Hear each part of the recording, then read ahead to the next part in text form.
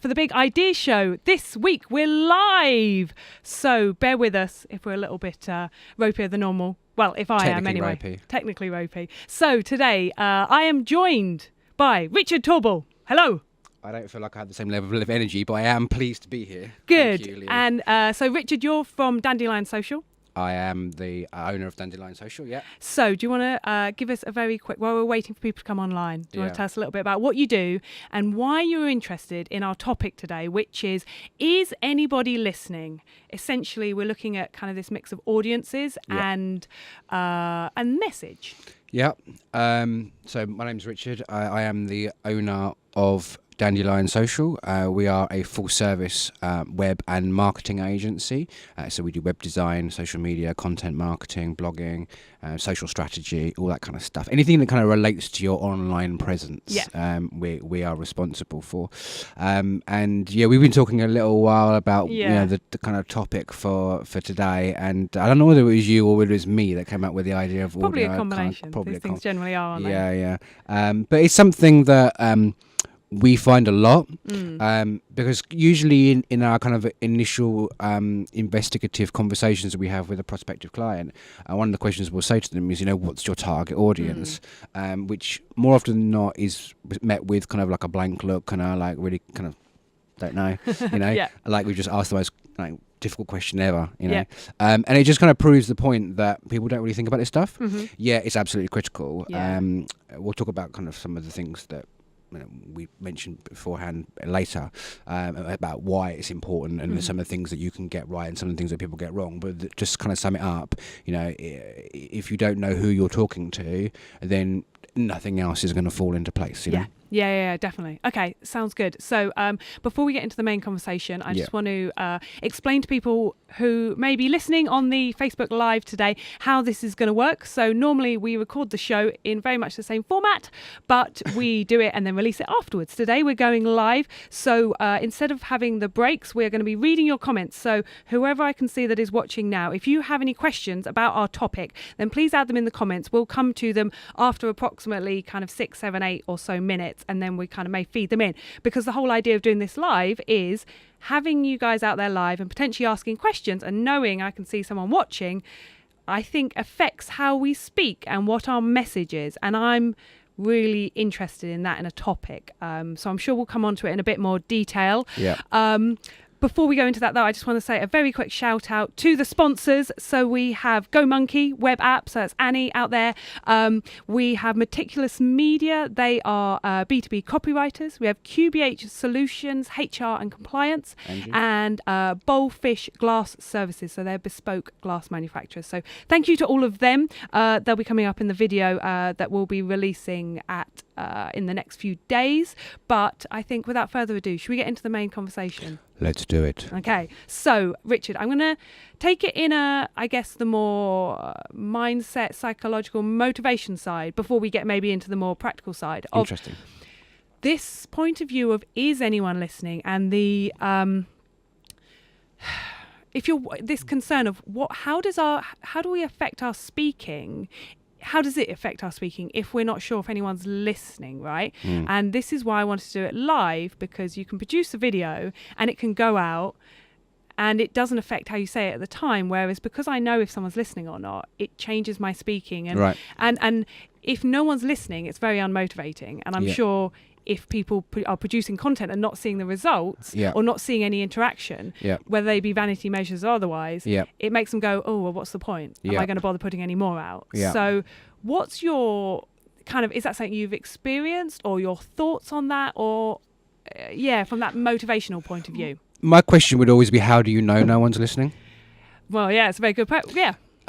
You say that because people, well, no one's commenting. These vanity metrics we talked about before.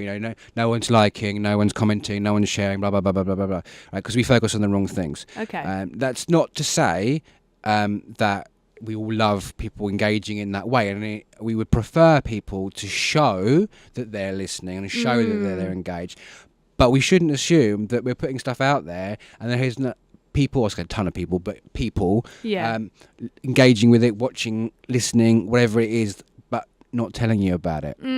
Right? Yeah. And so as an audience, then maybe if we flip it to the other side, as an audience member, should we be engaging with people more if we like something, making more of a conscious effort to encourage those people to do it? Because, okay, I'll give you an example of when I did 100 sports 100 days and filmed them all. I saw it. And lots of people in hindsight said, oh, I saw what you were doing. Exactly. But very few people commented, and I got really demotivated at one point of like, what's the point of doing all these videos if no one's getting any value from them?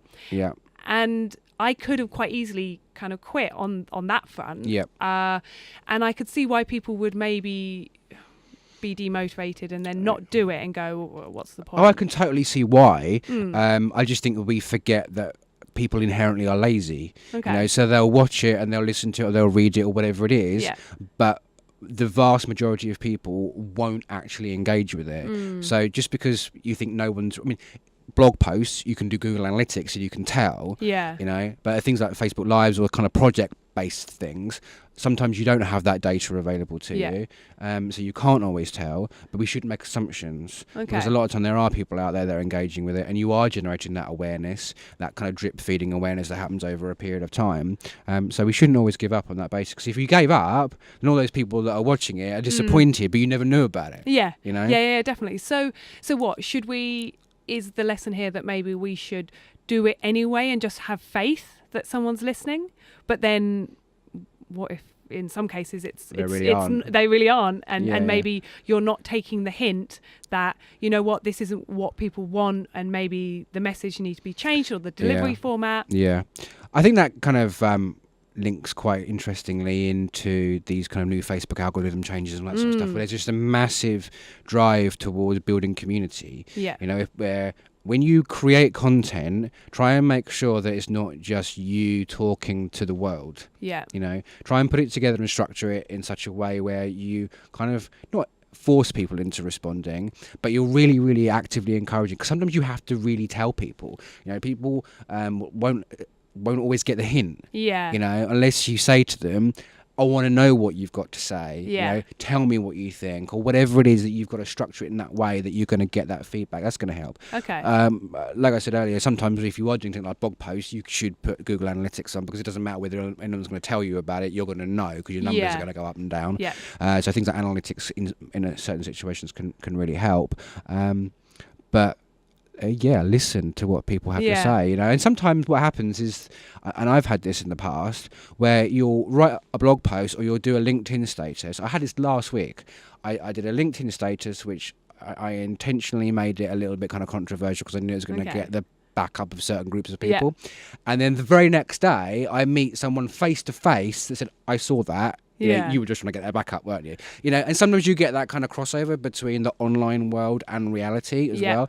So sometimes you have to open yourself up to that. People are going to give you that feedback in real life. Take that on board. You know? Because like we were saying off air, you have to learn from your audience. Yeah, definitely. Okay, so I guess there's two things maybe as takeaways for people there, that if you're doing this online thing, is not only to frame it in a way that's going to makes it more obvious for people that you want them to interact and engage, but also maybe have an structured offline thing to get more of that insight. Sorry,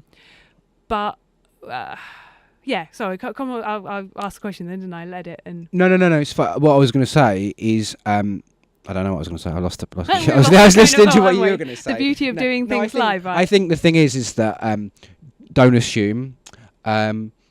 Make sure that you have a structure in place that encourages people to come back to you, and don't assume that they will automatically know what to do.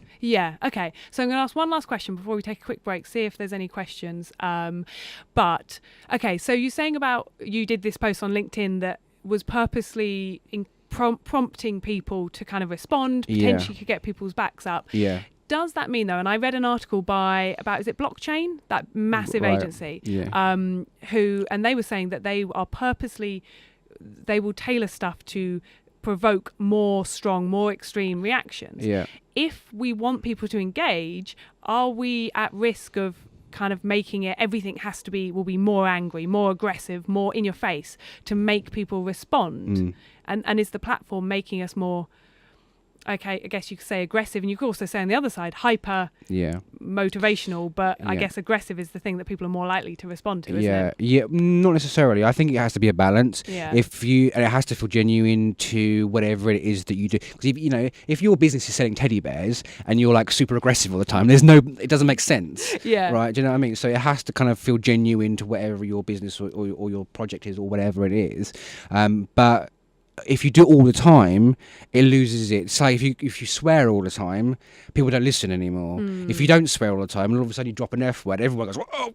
Yeah. Do you know what I mean? Okay, so this change in tempo. Yeah. You can't be like bombarding people with confrontational questions the whole time, because then they just get. And then when you do meet people face to face, I don't want to talk to you because I think you're like super aggressive. Yeah. You're mean. You're the mean guy on LinkedIn. Do you know?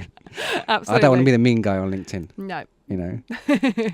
That's balance. Yeah, definitely. Okay, we're going to have a quick break now, and we're going to come back. We're going to keep the Facebook Live going. We're just going to pause the other bits just to make sure we get everything. We'll be back. We're going to read the comments. Speak to you in a bit.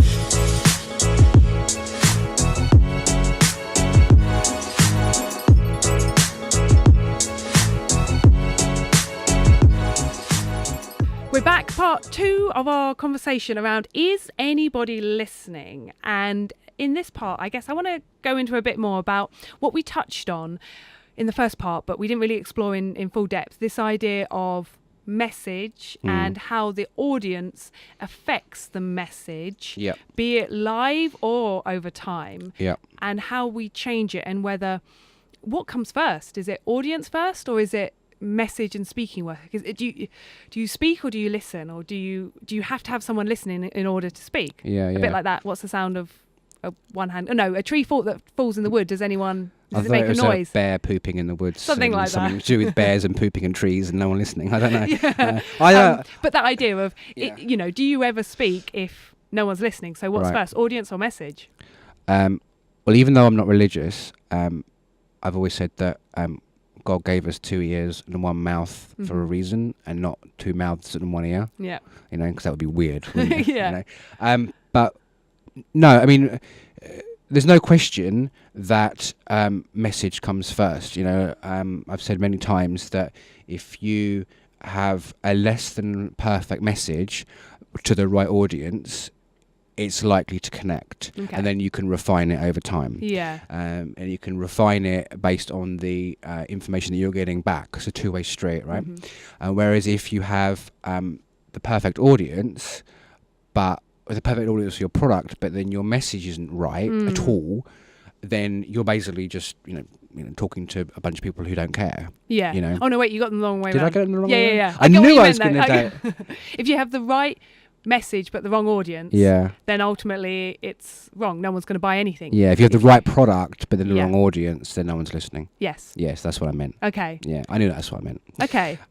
So that's exactly right. So the at the end of the day, you've got to have both. But like you touched on earlier, you're absolutely right. I know when we've spoken about this before, that you have to. It's an ongoing thing. It's an ongoing transition where you're never going to get it 100% right straight away, because you haven't got any feedback for that. But people tend to do well with these things.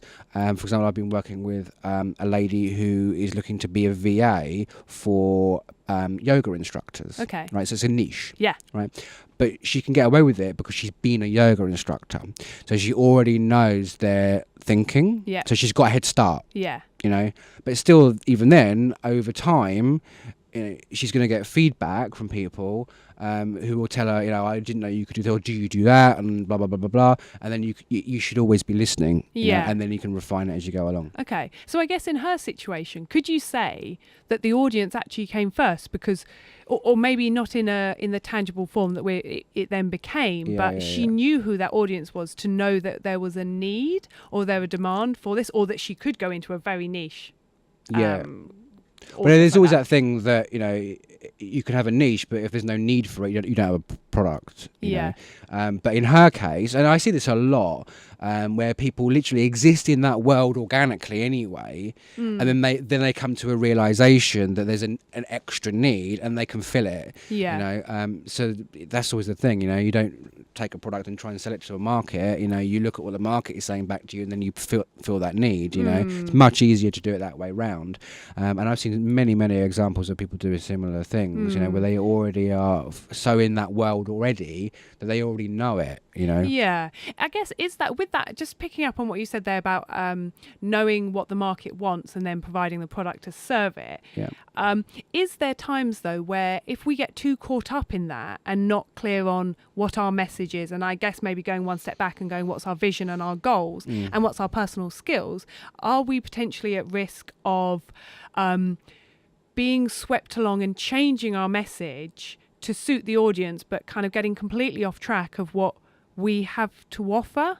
I guess it's a bit like, is it Steve Jobs that kind of said that they don't really ask for, they didn't do market research because people will tell you a certain amount of what they want, but they don't always know if you're really forward thinking. But also I always speak to people, and you hear when people go, they end up in a business and that they didn't really want because they listen too much to their audience rather than going, okay, this is what I believe. And maybe it's taking that step back of not going, this is what the product is, but going, this is the need I want to serve. So I want to, people feel unconfident, people feel scared, they feel whatever on an emotional level, and then you find the product to fit. Well, we're talking about refining something. We're not talking about completely changing track and doing something completely different. But you're right about the Apple thing. I mean, I remember when iPads first came out, everyone was like, don't need that. Who's wrong, So I mean, and there's the famous Henry Ford thing about not asking people because they get faster horses or square wheels or whatever it is. But so we're talking about refining things, but not necessarily massively changing tack, because the problem that you have then is that no one knows who you are. You don't want to be one of those people that goes to networking events and every 6 months you're doing something completely different, because you're going to lose all kind of trust in that person, because you think, oh, well, I'm actually quite interested in what this person's got to say, but I don't want to develop a relationship with them because down the line they're just going to switch and change and do something completely different, and that's a really interesting point, isn't it, about this idea of trust, and your message has got to be a certain amount of consistent, a certain amount up front. Like, do you want to go up and chat to that person? You want to, it's probably, if someone, you've never seen someone before, or you don't know who they are, it's like a blind conversation. You're probably not going to risk going up and chatting to them. Whereas if you hear about them, what their likes and what their interests are, you can then choose, okay, yes, I do want to go and chat to that person, like you would a brand, right? Yeah, but how many times have you been to a networking event, you've never spoken to that person, or you might even not even know that person, right? And then they come up to you and go, do you know, I've been watching your videos. This comes back to what we're saying about, is anybody listening?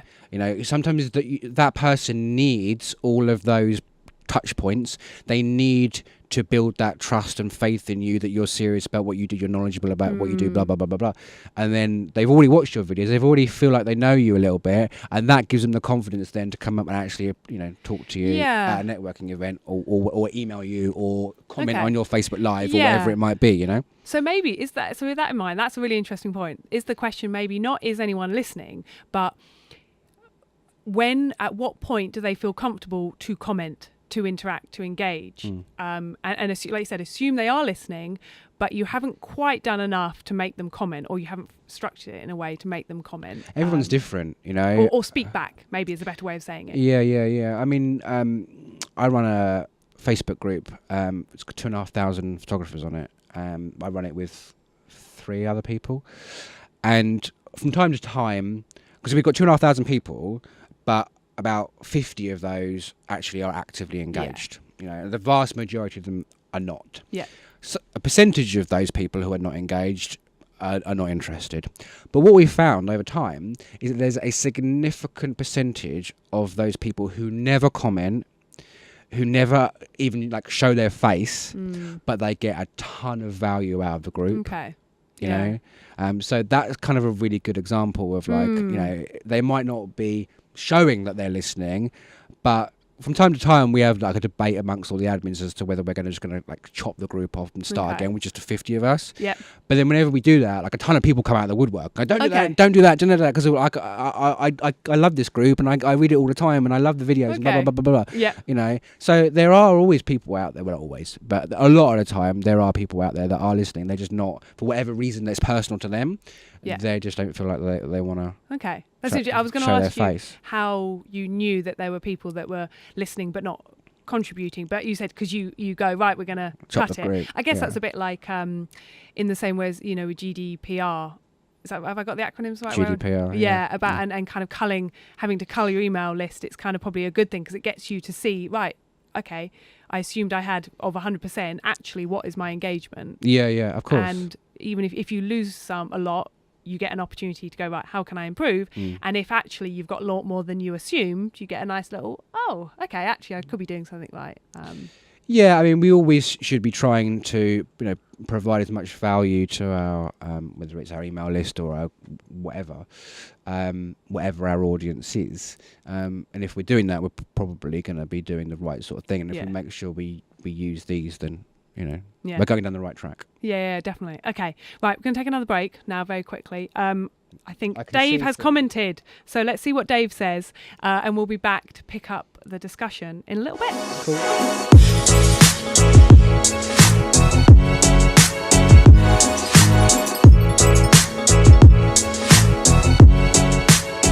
Welcome back to part 3 of our discussion, Is Anybody Listening? And as we've progressed, we've gone on to, and why won't they comment, or why and when will they comment? Yeah. And we've had a question come in.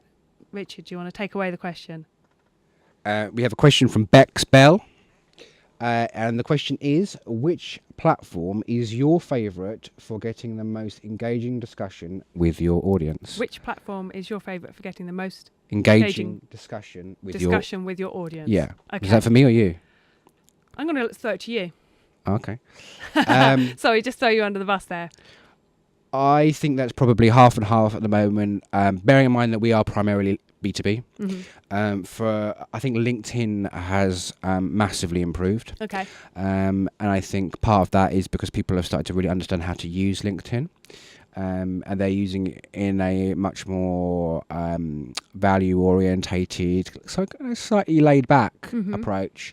There's a lot of people who've been posting kind of comments and statuses and things on LinkedIn, saying things like, you know, is this LinkedIn or is this Facebook? I'm confused.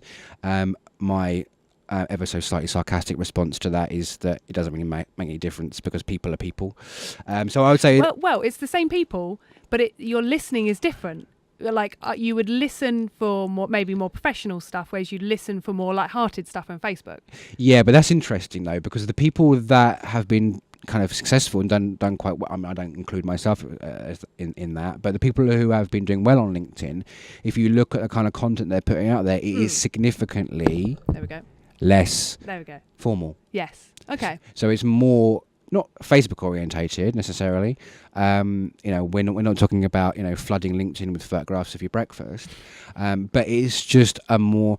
That's the whole thing about Instagram stories. That was going to be my second one, Instagram stories. Okay. I don't do it as much as I should because I'm really busy, but I do enjoy it when I use it. I love the creativity of it. But what the audience tends to like about it is the rawness. Okay. People are sick of this kind of polished. Filtered view of you and your business, you know, and that's why I think Instagram stories are really popular, because you're kind of seeing behind the scenes. People are really nosy, but they also want to really see what's really going on, what are you really like, not like I've been given a script by my PR agent and I want to read this, blah blah blah blah, because no one cares, because they know it's filtered, it's not real. Yeah, but where's the balance then with that? Okay, I guess there is so much content out there at the moment. We're being hit with so much, and particularly with video, people will often go, okay, I need my content to be short, bite-sized, because there's so much of it, there's so much I want to get through, it needs to be short. And is there a bit of a Instagram may be different because it's primarily photos, but obviously you've got video as well. Yeah. That if you go for the raw effect or raw look or approach, then you maybe end up being longer and more waffly and not as like on it and to the point. Yeah, I get asked that question a lot by our clients.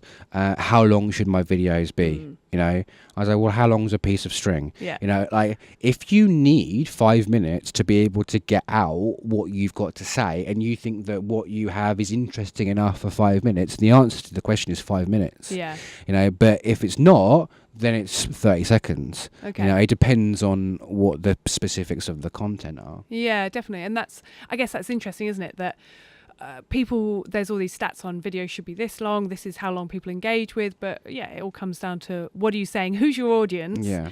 And how are they listening? What are they listening for? Yeah. So. Well, if you love Lord of the Rings, you will sit there, right, for 3 hours, right, and you will watch it from beginning to end. Yeah. And if you're really a fan, you'll watch the extended edition, which is 4.5 hours, right? Like you won't even leave the sofa, 4.5 hours, right? But if you don't care about an advert for toothpaste, you won't watch it for 30 seconds. Yeah. It's funny. I guess it's all priorities and focus. It's all relative, right? It's all about audience and message. Yeah. You know, that's the thing. That's why I don't believe that, you know, TV adverts work anymore, because they're not tailored to. I mean, they're tailored a little bit because obviously you get all the ads for, you know, all of the betting ads in the middle of the football or whatever. Yeah. So they're tailored slightly, but it's about connection between your message and the audience. Okay, I've got a question for you. We're going, I guess, slightly to side of topic, but That's not uncommon for me. but audio. So I am becoming more and more interested as we're doing audio right now, but we also do the video because I know a lot of people like video, but I personally like consuming this sort of content, and I'll listen to, you know, all your usual kind of Tim Ferriss and like all that kind of lot. Yeah. Their podcasts, because it's a different way of absorbing content. It's kind of subconscious in that I'll go to the gym and I'll be training and I'll have it in the background and I won't even necessarily hear every word, but because it takes me out of my thinking, it has me come up with other ideas. It's more that subconscious and implied or subjective. Well, it works in so many ideas. more. It works in so many more different situations because you're on the train. You know, it's difficult. You know, especially with video. You know, if you're in the tunnel, or whatever, and the signal goes, you've lost. You know, so. In the car, you know, there's so many more opportunities, I think. I mean, podcasting used to be quite big, and then it kind of fell off the face of the planet, and it came back when all of a sudden we could connect our phones to our cars, you know, and all of a sudden people can like listen in the car and stuff, you know. So I think it's Tim, obviously Gary V is the other one who's like... Because he massively is kind of pro audio, isn't he? He reckons podcast is the next big thing. Yeah. Is it maybe also the different types? So if, you know, a lot of the stuff that he does on audio is educational in its, and I kind of say, you know, discussional based, ongoing learning, as opposed to advertising and product, which is video. You have to get someone's attention quickly because, like you said, relatively, they're like, I won't watch a 30-second ad because I don't care. So you have to throw it in quick. Yeah. Whereas more by slow... entertainment, maybe, is that the thing, that audio is more entertainment versus video, which may be more sales? I wouldn't say so. Not in my opinion. I'm not the, you know, you shouldn't necessarily listen to what I have to say over anybody else, but no, I think it's much more dependent on who you are, what your business is about. But then there's that whole kind of notion of like people don't care about the what you do, they care about the why you do it. You know, which is the story. Yeah. You know, it's the story of your business. You know, when we do websites quite a lot, we will encourage people to have like our mission or our story section rather than have like about us. Yeah. You know, we do this, then we do that. We started in 1984, blah, blah, blah, blah, blah. Literally no one cares. You know, because people don't, their brains can't process that information. Yeah. You know, there was a presentation that I saw the other day and I was thinking about this exact thing when the guy was doing the presentation, and he had a list of maybe 4 or 5 things that he, like bullet points or whatever. We always told like bullet points, right? People remember bullet points. I was like, right, I'm going to try and remember these 5 bullet points when he changes his slide. Right? I didn't remember one. Right, but stories, that's like straight away. You're trying to remember like 2 weeks down the line. No chance, right? So if you do a story, it's in our DNA to be able to remember those things more than we are like statistics. Yeah. Right? Yeah. So if you're doing presentations, for like a networking event or whatever, like literally no one cares about when you started, how many people you've got, like make it a story. Yeah, definitely. Does that answer the question in a really roundabout way? It does. No, it's good. And because it's the telling the story of how we tell stories and everything. Yeah, absolutely. Okay, so what time are we coming up to? I think we're gonna start to come to a close. But we've covered quite a lot here. What do you think maybe are our take homes that we should leave people with, that maybe they can try or put into action, not only kind of practically, but I guess from a mindset point of view, in terms of, I guess, like as you said, it's to kind of have that bit of faith that people are listening. They may just not be commenting, and to have that confidence to keep going, and not to be disheartened. Well, Davis said, audio you can multitask with. There we go. Yeah. So we think audio all the way. So we don't want to know what Dave is doing at the same time. Probably writing poetry. Probably writing poetry. I think that's actually a very good point. For example, going back to kind of touching on what we were saying, if you're pottering around the kitchen, this comes into like voice control stuff. This is why this sort of stuff is really important, right? So I'm pottering around the kitchen, trying to avoid my son getting himself into kind of any danger, which is like a full-time job. And I'm trying to get my dinner, trying to get to dinner, whatever. And I think, right, what do I want to do? So can I engage with something? Well, I can't watch a video, right? I'm only but one man. I can't do those things at the same time. But what I can do is say to Alexa to play me Tim Ferriss's podcast, right? So I think that's super important. Yeah. So Dave, I was going to pick up on that, but I'm going to answer your question. And I think the answer is be patient. Okay. Patience. Patience is a virtue. Yeah. People are like, well, I put out my first podcast and nobody listened. Going back to Gary Vee, he had his wine library show for like 2 years or something. Really? I don't know, it's longer than that. I don't know how many episodes he had in there, but it was hundreds. Wow. Right? It was hundreds and hundreds and hundreds. And he keeps saying, nobody listened for the first like 2 or 3 years. Years. Yeah. People don't have patience. Yeah. And it doesn't say that they won't, it's not good, it's just they haven't found it yet. Yeah. If you believe, if you genuinely can look at yourself in the mirror and say, I know that what I'm doing is good, then you can be patient. Yeah. And I think I'd like to add on that as well. Something that I always try and do is go, right, what am I talking about, or whatever the show is, and that it's interesting for other people. But I think it's really important, and it may sound a little bit selfish, but you've got to, when you're producing anything that you have to be patient over, right, it's got to be of interest to you as well. It does. Partly not just because to give you the motivation to keep going, but if I was bored and I was like, so another week's big idea show, like it's a subconscious thing, but there's no connection. Whereas if I'm loving this and enjoying this, then that's going to come through. You're going to be more likely to enjoy it, and then the audience is going to be more likely to enjoy it. So this idea of it's got to have dual purpose, and for me, I often look for the learning. Like even if I don't enjoy something as such, I go, well, what have I got to learn? What's new in this? Right. And go into it with that. And then even if no one ever listens, I've gained in terms of growth or learning what not to do as a result. So you always win, and you don't then chase those vanity measures, like you said, of who's watching. I love that. I ran a podcast for a very short space of time. My wife, who was my business partner, ran one for over a year. But sometimes you just recognise that it's not right for you. So you have to be open to that as well. Yeah.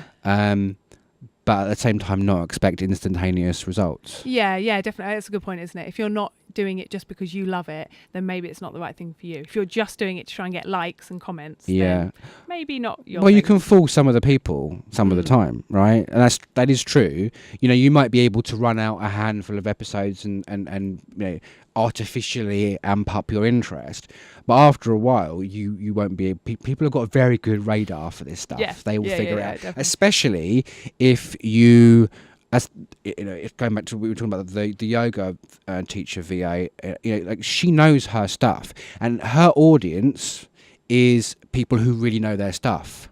And they're expecting you to know your stuff. If you don't, because you're not passionate about it, you'll get found out really quickly. Yeah, definitely. Absolutely. I think that's a great note to finish on. Richard, thank you very much. Flown by. It has flown by. We're going way over time. Have we?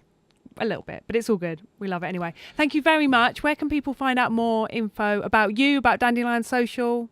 Website. Yep. Yeah, dandelionsocial.com. Find us on Instagram. We are Dandelion Social. Yes, and Dandelion spelled correctly, like Dandelion is spelled without a Y.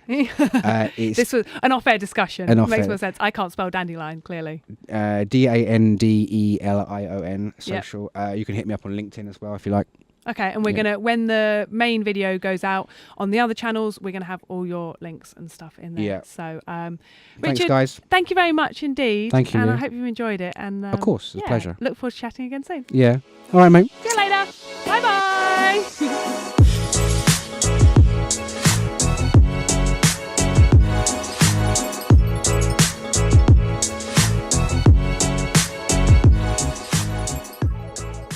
So massive thank you to Richard Torble from Dandelion Social in for our chat today on Is Anybody Listening? And yeah, it was really good. And I really like that take home comment of just, you got to be patient, right? Things like content where maybe the question is anyone absorbing it? Is anyone getting any value from it? Does take time. And just to go back and kind of, I guess, pick up on the what he said at the very beginning is, if you do need that reminder or that motivation of whether anyone is listening, to frame your content accordingly, because not only will you get the feedback, but also you will create content that is more engaging for people. And I'd just like to add to it, just to reiterate kind of, I guess, my personal approach to doing content like this and having times where I go, oh, is anyone listening? Is to kind of go, is to make sure that you enjoy it. It will come through in your delivery and your content if you enjoy it, but also it will give you the boost, because you can go, you know what, even if worst case scenario no one is, you'll get something from it. So those are the take home messages today. I hope you have enjoyed it. A big thank you to our sponsors. So we have Bowlfish Glass Services, bespoke glass manufacturers based right here in Folkestone. We also have QBH Solutions, HR and compliance support that isn't rocket science. They make it super easy to understand. And Meticulous Media, B2B content providers, serving people of all sorts of different industry, helping them tell their story. And Go Monkey web app, which is about helping parents and grandparents to get out and about and find great things to do. So we couldn't bring these videos to you if it wasn't for them. So thank you very much. If you want to know more about them, then go check out their In Conversation videos. So they're very much the same format as this. We've discussed things like goal setting, apprentices, when to build a team, all this sort of stuff. Definitely worth checking out. They're a mix of kind of business and more of the mindset stuff that we do on the main show. So I will leave it there. I will stop talking. You've been a wonderful audience, and thank you for listening. See you later.